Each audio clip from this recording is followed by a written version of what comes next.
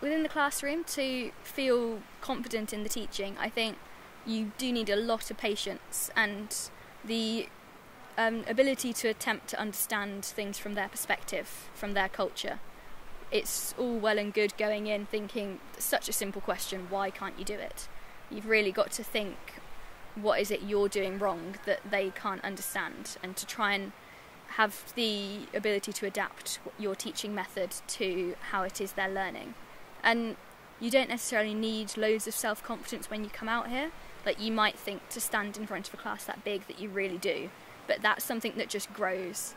You'll find in the first lesson it's quite terrifying, but it very soon feels like second nature. When I first started teaching them, I was very, very nervous. But they're so welcoming. As soon as I walk in, it's, "Hello, madam, feel at home, you are most welcome."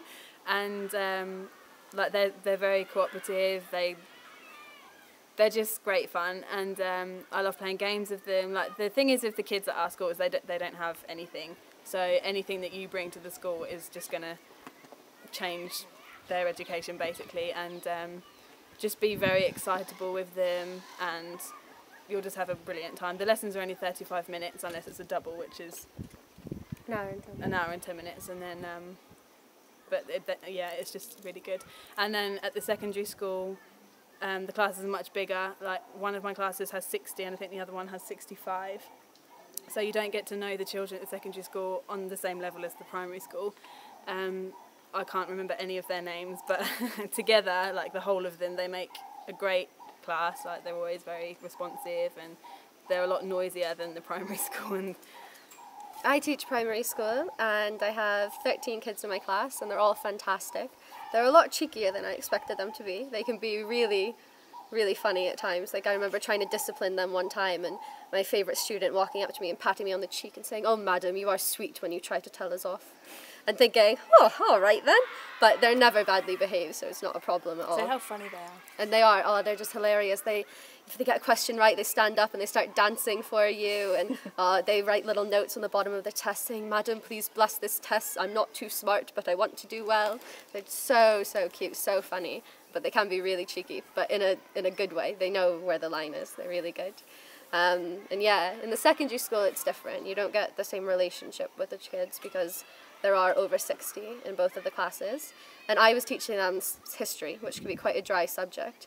But it meant that they'd been used to such a talk and chalk way of teaching before, that as soon as I brought anything new in, they just loved it so much.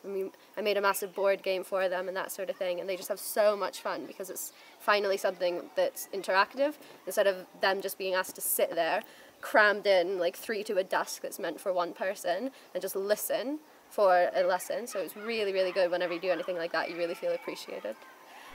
So working with the children, obviously with such a big class, there's a very big diversity of those that are very quick to learn and are able to explain to the entire class what it is I've just said. Or there are those that will sit there and be stumbling over what I would consider to be quite an easy question. And because there's such a diversity of ability. So I found a lot of it is trying to explain the same thing in different wordings, in the hope that one of the wordings will make more sense to them than the previous one, as it might be that they just don't understand one of the key words in my sentence, or to write things on the board for them, or ask one of the brighter students in the class if they can explain what it is we've been doing. And they're all so keen to learn, so keen. Like, you walk into the class and they're all like shouting to greet you and full of energy and just wanting to improve.